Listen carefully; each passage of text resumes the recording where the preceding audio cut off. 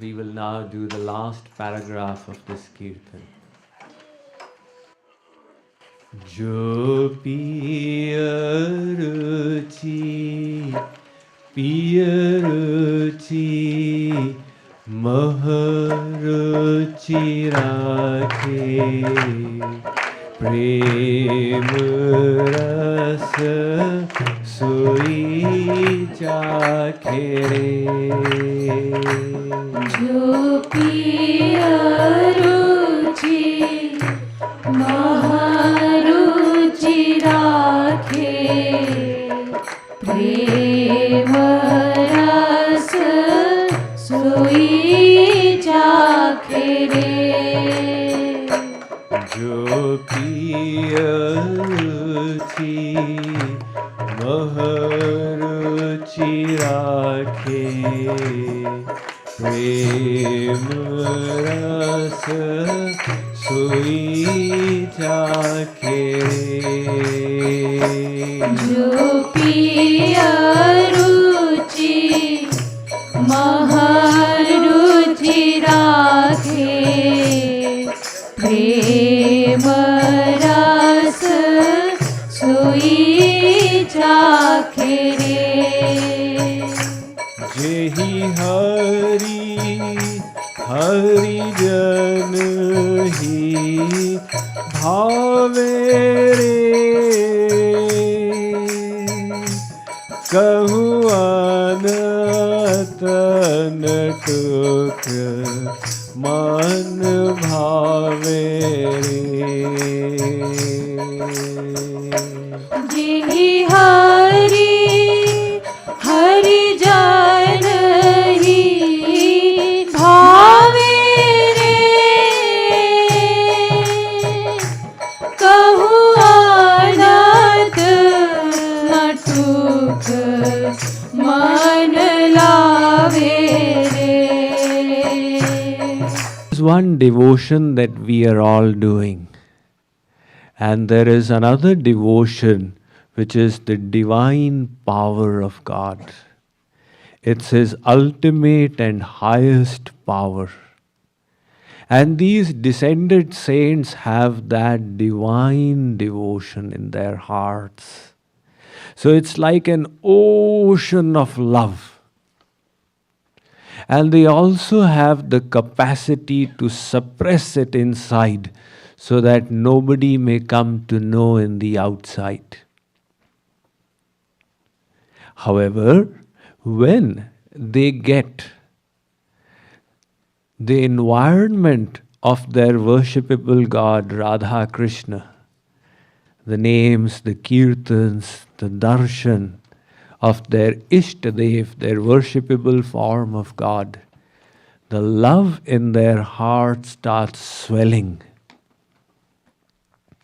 And it becomes so turbulent, so much that sometimes it manifests outside. Just like there is steam in the pressure cooker, but the valve on top keeps it inside. And when the pressure exceeds a certain limit, the steam comes out. So similarly, these great saints, occasionally this love manifests, and it manifests in these 8 symptoms. Stambha, to become stationary, fixed in that complete remembrance, because the mind is totally absorbed. So the body is absolutely fixed in samadhi. Swed, the body starts sweating, not because of the heat, but because of the internal love. Romanch, the hair stand on a end. Swarabhed, the throat gets choked. Vepatuhu, the body starts trembling. Vaivarnya, the face becomes ashen white. Ashru, tears stream down the eyes. Pralaya, that devotee faints and falls unconscious.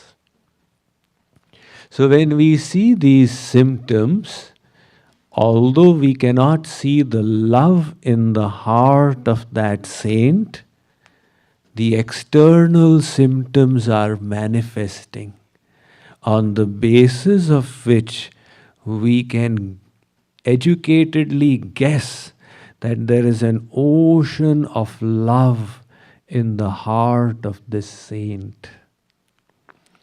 So these symptoms also manifest to a small extent in sadhaks, aspirants, because their capacity to control is less.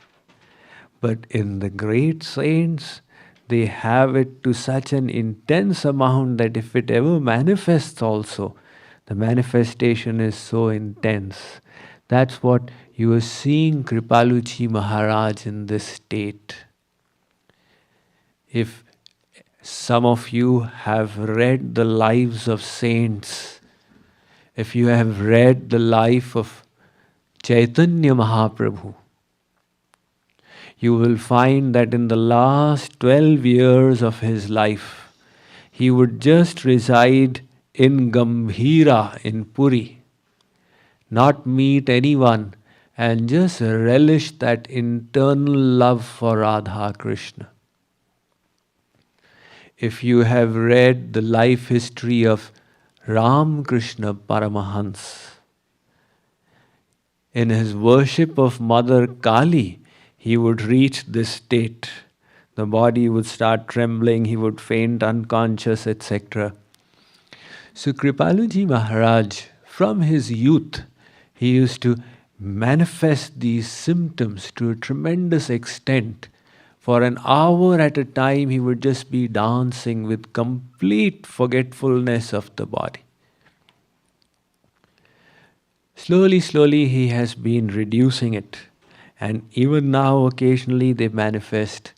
But not, he doesn't start dancing, but nevertheless, we can see he's gone into that state. Now, that bliss of divine love, or at least shades of it, we can get by the Guru's grace if we follow the proper procedure and understanding the different things to do and not to do. We have now come to the last paragraph of this keertan, which is, in boxing there is a knockout punch. There is nothing beyond that. So this keertan is like a knockout punch.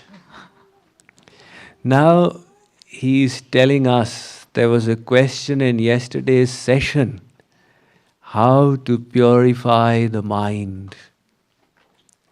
Now he's addressing that question. Sri Aurobindo had said, you must keep the temple of the heart clean if you wish to install therein the living presence. If you wish to bring God to your heart, you need to cleanse the heart.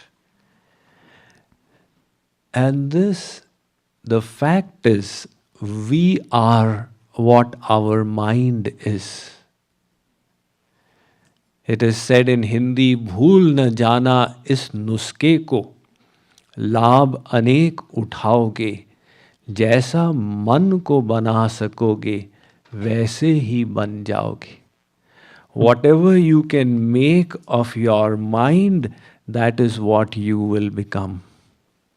Although you are not the mind, you are the eternal soul, but you are conditioned by the mind that you possess. So if the mind is attached to tamogun, rajogun, then we are like that. And if we can elevate the mind, we get elevated.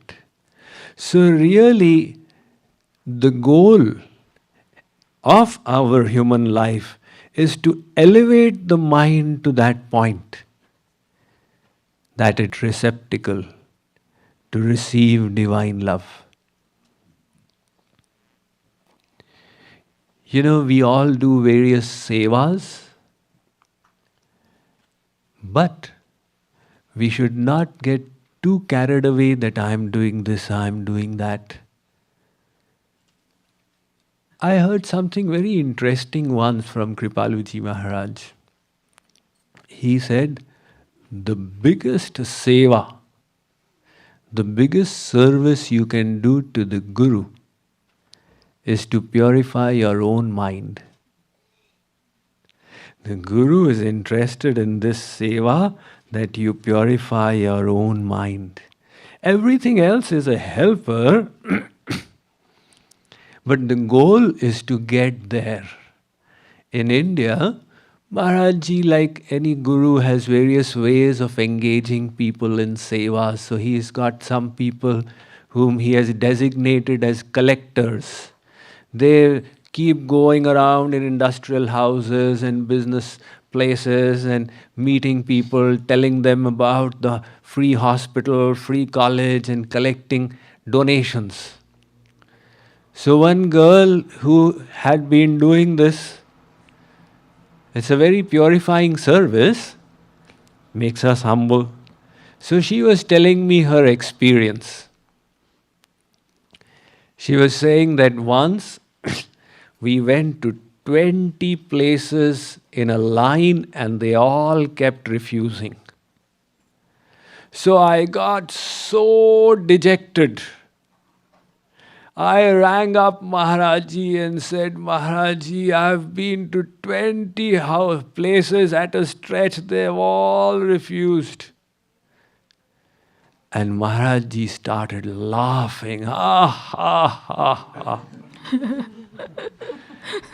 Now she thought, if he is happy, why should I feel sad? If he is enjoying and having such a great time, then there is no reason for me to be unhappy. Then she thought about it a little deeper and said, why is he happy? Because the Guru's desire is that the disciple's heart gets cleansed. So if people are respecting me, giving me the donations, the heart is not getting cleansed. Only the balance is increasing. But if people are abusing me and shooing me away, my tolerance, my humility is increasing. So the Guru's work is being done when people are behaving adversely with me, not positively with me. So that is why he is so happy. In other words, our seva is to purify our mind. So now, how to purify the mind is the big question. And everybody in the world is grappling with this. People are coming out with all their various theories. Recently there was a book called The Secret by Rhonda Bryan. And you've got many other coaches in USA, Tony Robbins and Wayne Dyer, etc. There's so many of them. They're telling you how to remove the black marks in the brain and the mind. In other words, to help correct some defects.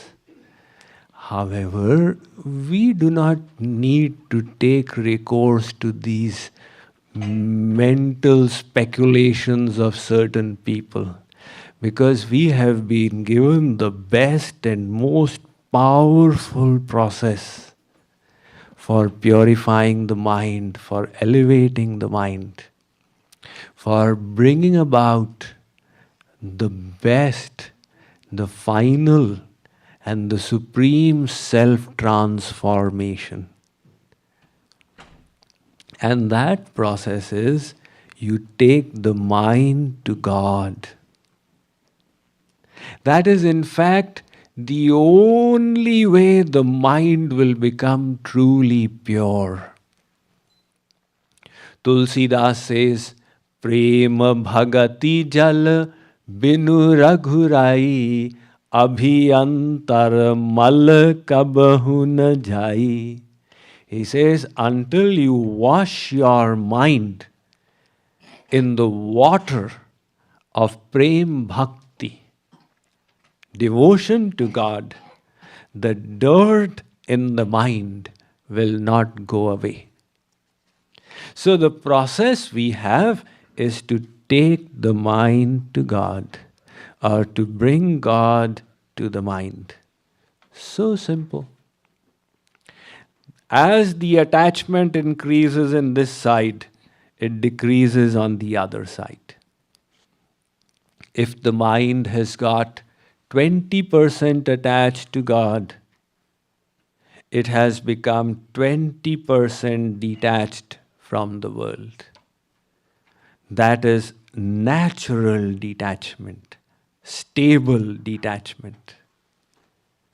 Now, with 20% detachment that you possess, because of your 20% attachment to God, if there is a 20% cause for agitation, anger, panic, fear, you will experience none of these because the mind has become so much detached.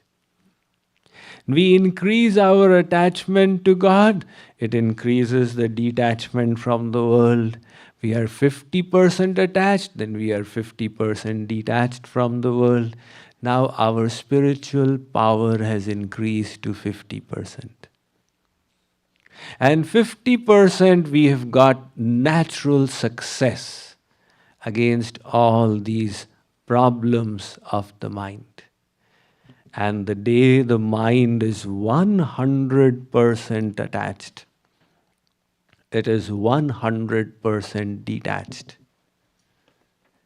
And now all these problems will go away automatically. So, for the mind to feel attachment, fear, tension, anxiety is natural. Don't ever be surprised.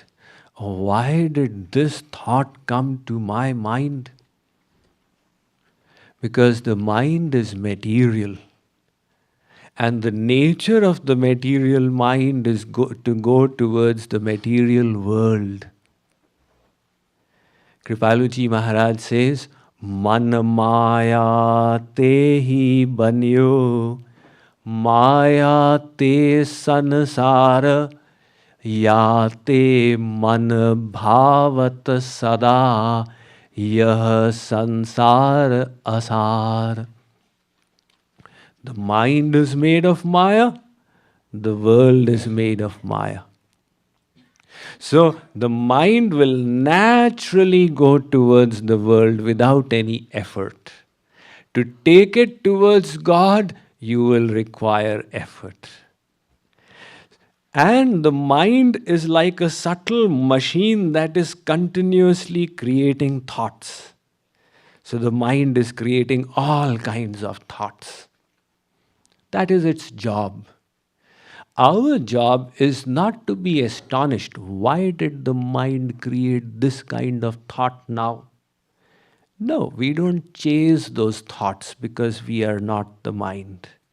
However, we learn to slowly tame this mind and bring it under our control. So, because this Maya, material energy, is the power of God,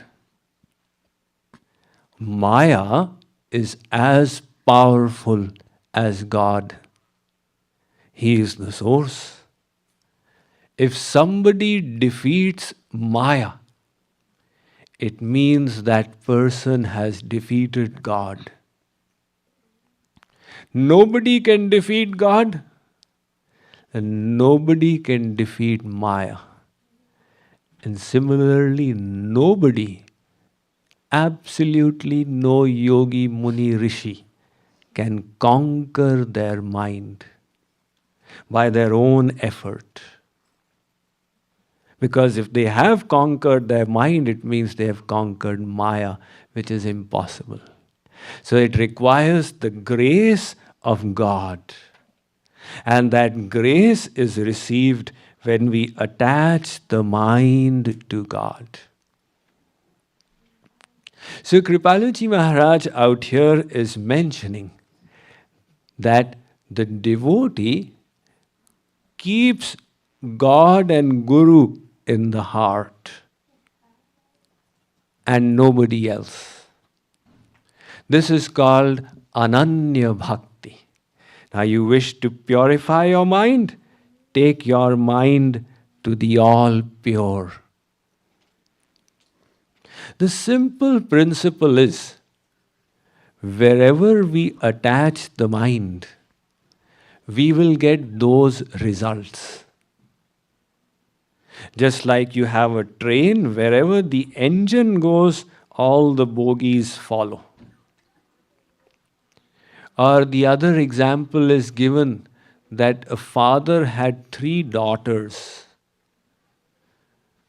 He married one daughter to a businessman. That businessman became a billionaire, a big Sethji. So that daughter got the title of Sethani ji. The other daughter was married to a drunkard. The drunkard blew up all his wealth and became a beggar, a bhikhari. So that daughter got the title of Bhikharin. And the third daughter was married to a high school pass. He became a clerk somewhere, a babu. So his wife became Babuain. Now one father has got these 3 daughters. They've all got 3 different titles. The title was received depending on the person they married. So it's like the daughter is our mind. Wherever we marry this mind, we will get those results. Yanti devavratevan pitrin yanti pitrivrata bhutani yanti bhutejya yanti madhyajino pimam. Sri Krishna says, if you engage the mind in the celestial gods, after death you will go to their abodes. If you engage the mind in the deceased ancestors, after death you will go to them. If you engage the mind in loving worldly personalities, after death you will attain them. And Arjun, if you attach your mind to me, after death you will come to me. So our goal is to take our mind there. That is bhakti. However, the condition being emphasized here is ananya bhakti. Now this condition of ananyata is very important. What is ananyata? Anybody? Ananyata? Na, that's right. Na anya. Ananya. No other. That is ananya. Na uchit, anuchit. Na ek, anek. So our mind should be attached to God alone. Now supposing we love God and we also love the rasgulla, the jalebi, and not to forget the samosa. Then, by taking the mind to God, we are purifying it. And by taking the mind to the samosa, we are dirtying it. So on one side, we start cleansing the mind. On the other side, we start dirtying the mind. This will not work. Chutahi mala ki malahi ke dhoye Ghrita ki pav ko vari viloye. Supposing you have a cloth, you wish to cleanse it. From one side you keep throwing soap water, from the other side you keep throwing dirt. We do that kind of washing for many years. The cloth will remain just the same, because the extent to which it got cleansed, to the same extent it got dirtied. So, similarly, our heart must not melt for the world. It must melt for God and Guru. But for the world, it should be hard. That is the problem. There are people who are soft-hearted. They cry for God, they also cry for the world. There are people who are hard-hearted. They don't cry for God, they don't cry for the world, but then they also don't cry for God. So we have to keep the reverse principles in the reverse areas. Towards God and Guru, be totally soft-hearted. Towards the world, be hard-hearted. Nobody here is mine. We have to do our duties as we live in this world. Just like a nurse does her duty in the hospital. She's got the most compassionate kind of work that requires tremendous kindness and sensitivity. However, even while doing it, the nurse is totally detached. The person may live, the person may die, doesn't matter. I just had to do my duty. So we also must in the same way do our duty, but not let the heart melt. If the heart melts, that worldly personality will come in. So, just like there is sealing wax. Now the sealing wax, nowadays they have stopped using it. Talking about many years ago, there used to be a red sealing wax. When you made a parcel in India, then it used to be sealed with the sealing wax. So that wax, when you melt it, it would become so thin that you could strain it through the finest of clothes. And then in that, the red color would be released. And that color would pervade every molecule of it. And once it was cooled down, there was no way you could remove that color from the wax. They had become one. Similarly, wherever our heart melts, that object, that personality will then get embedded in the heart. So somebody who wants to taste divine love needs to be careful, not only to melt the heart for God, but to ensure it doesn't melt for the world. And this is where we usually make the mistake. We people have engaged in devotion for many lifetimes. That is a fact. The fact that we have made it here in such an environment, such a place, to such an elevated philosophy is an indication that we have done devotion for many past lifetimes. You know that book by, what's the name of the author? Brian Weiss. Yeah, Brian Weiss. Yeah, he traces back to the Egyptian civilization. So, we have engaged in devotion, but we never paid heed to this clause, ananyata. So we allowed the heart to melt in the world. we allowed worldly things to come into the heart, and that dirtied it. If you are earning $1,000 every day, but your spending is $1,500 every day, so you are going into minus. So the earning may be less, but if the expenditure is not there, then we'll keep on adding. Similarly, we need to consolidate our sadhana by ensuring that the minus does not take place. And the way of the minus is when we take the mind to the world, it becomes dirty.